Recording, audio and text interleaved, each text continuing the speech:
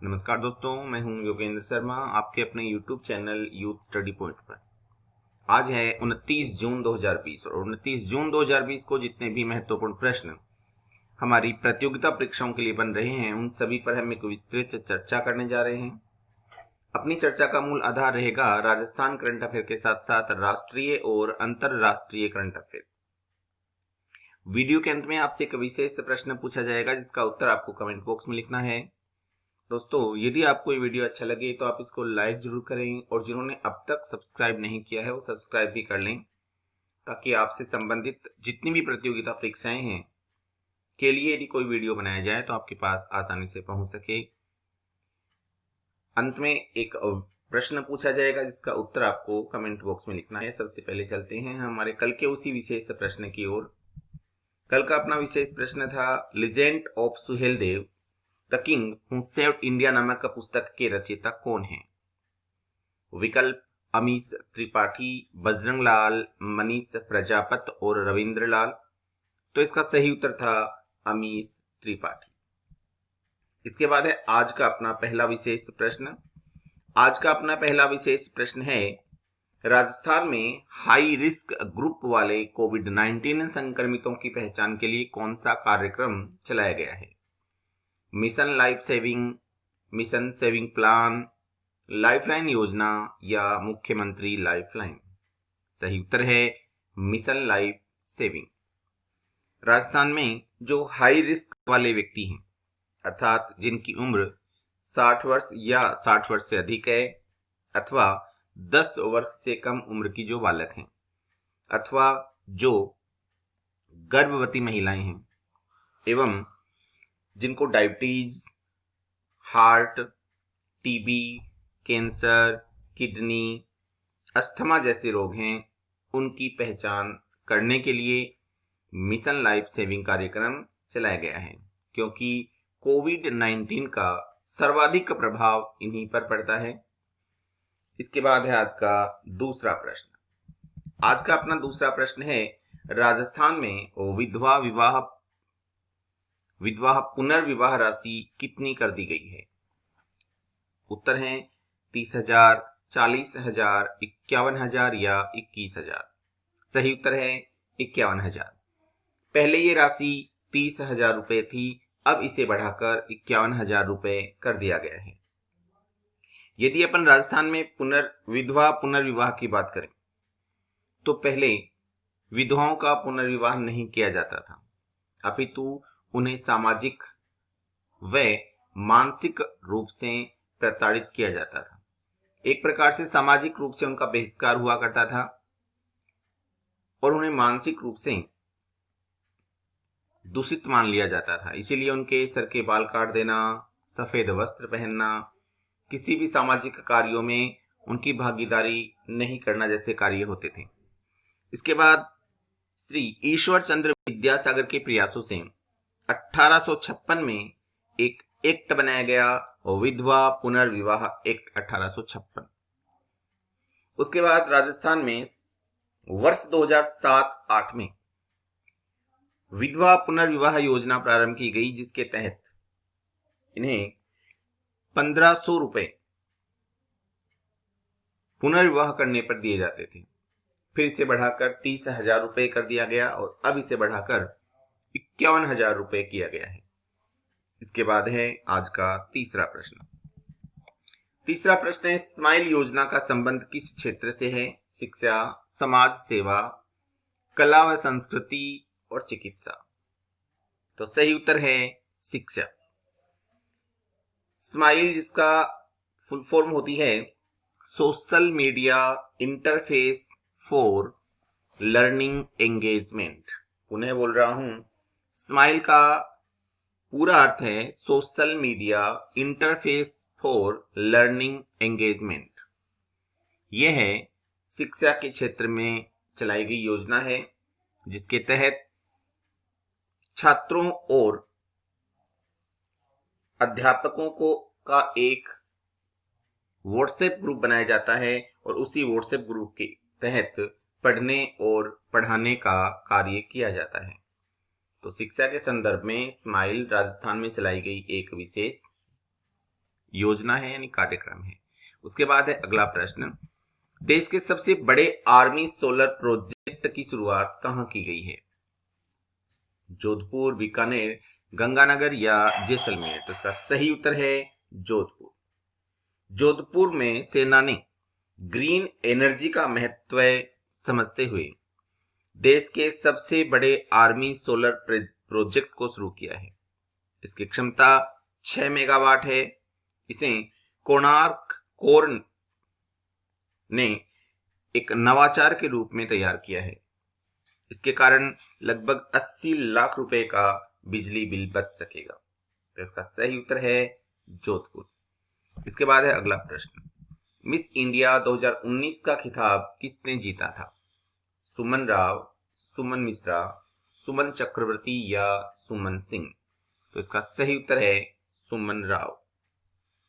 सुमन राव वस्तुतः जोधपुर के निवासी हैं, जिन्होंने चार्टेड अकाउंटेंट की पढ़ाई की थी।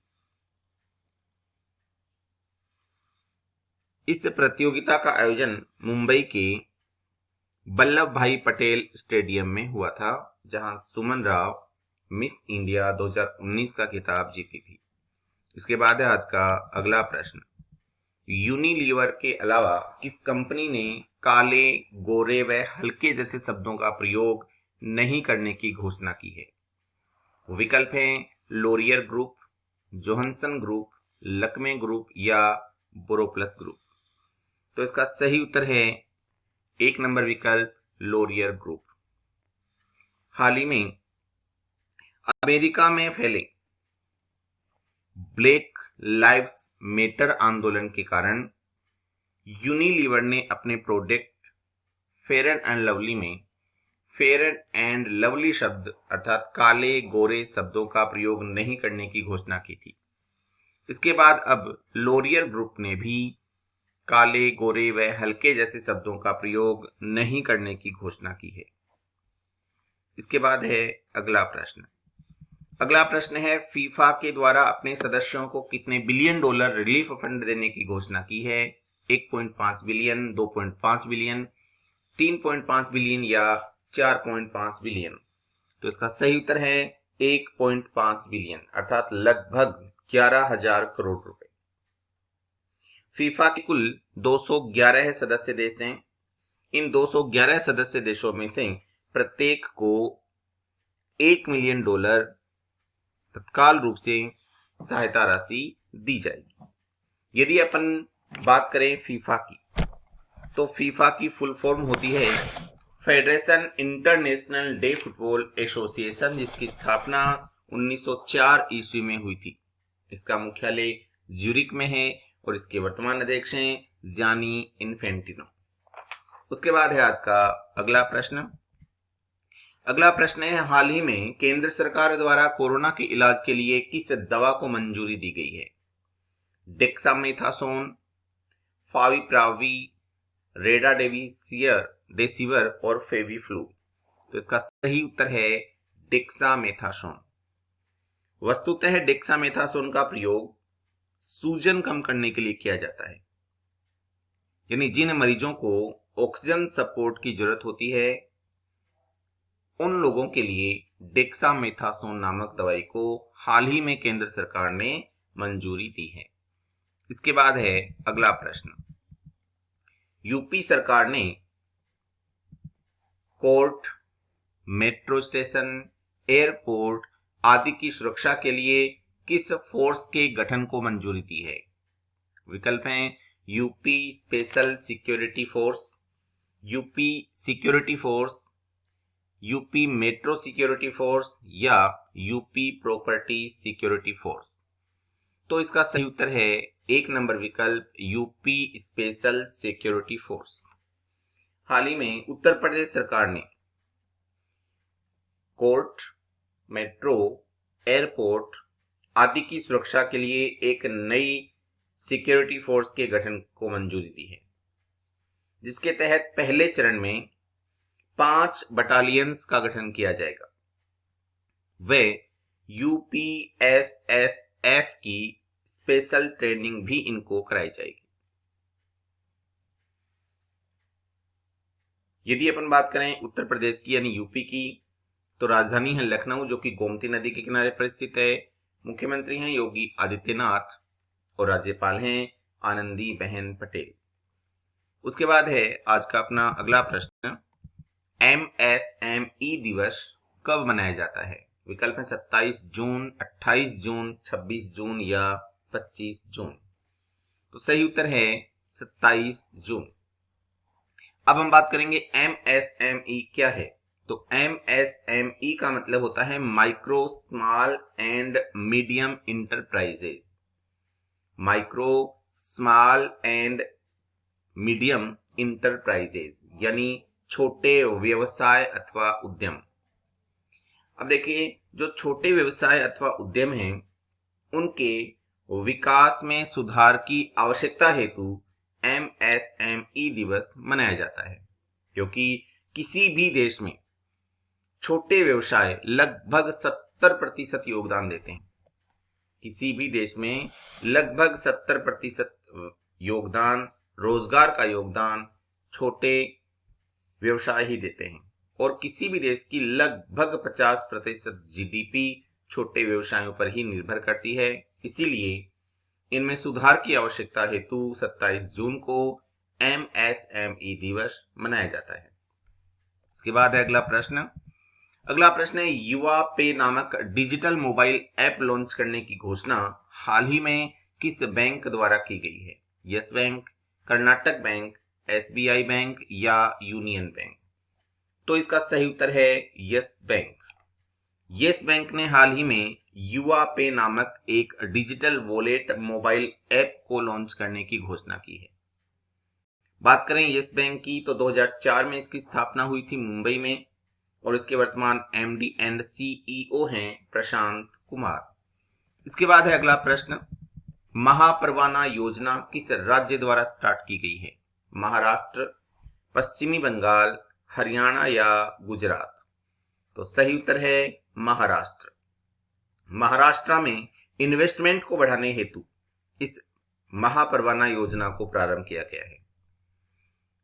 यह महापरवाना योजना उन इन्वेस्टमेंट करने वाले कंपनियों और लोगों पर लागू होगा जो 50 करोड़ से अधिक का इन्वेस्टमेंट करते हैं। इन कंपनियों को इन्वेस्टमेंट करने के लिए परमिशन में कुछ रियायत दी जाएंगी, छूट दी जाएंगी, ताकि अच्छे से इन्वेस्टमेंट हो सके। यदि अपन बात करें महाराष्ट्र की, तो राजधानी है मुंबई, मुख्यमंत्री हैं उद्धव ठाकरे और राज्यपाल हैं भगत सिंह कोश्यारी। इसके बाद है, यदि अपन कुछ उसके करंट अफेयर्स की बात करें तो याद रखने योग्य चीजें, एक तो महाराष्ट्र का चीफ जस्टिस कौन बना था? तो आपको याद रखना है दीपंकर दत्ता। और एक विशेष पुस्तक जो गिरीश कुमार ने लिखी थी, Shivaji in South Block, the unwritten history of the proud people.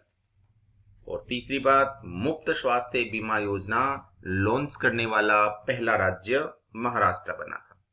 उसके बाद है अगला प्रश्न, हरित हरम कार्यक्रम के छठे चरण का शुभारंभ कहां हुआ? तमिलनाडु, आंध्र प्रदेश, तेलंगाना या गुजरात?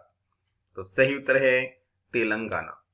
तेलंगाना में हरित हरम कार्यक्रम का हाल ही में छठा चरण प्रारंभ किया गया। यह वस्तुतः एनवायरमेंट के लिए है, और इसी के तहत नरसापुर में एक अर्बन फॉरेस्ट का भी उद्घाटन किया गया है। यदि अपन तेलंगाना की बात करें तो तेलंगाना के मुख्यमंत्री हैं के चंद्रशेखर राव, राज्यपाल हैं डॉक्टर तमिलसाई सौंदरराजन और राजधानी है हैदराबाद। इसके बाद है अपना आज का अगला प्रश्न। अगला प्रश्न है, स्विस बैंकों में पैसा जमा के आधार पर भारत का कौन सा स्थान है? 75वां, 78वां, 77वां या 76वां? तो सही उत्तर है 77वां स्थान। स्विस बैंकों में पैसे जमा करने के आधार पर पहला स्थान है इंग्लैंड का, दूसरा है अमेरिका का, तीसरा है वेस्ट इंडीज का। इसी श्रेणी में भारत का 77वां स्थान है, पाकिस्तान का 99वां स्थान है, बांग्लादेश का 85वां स्थान है।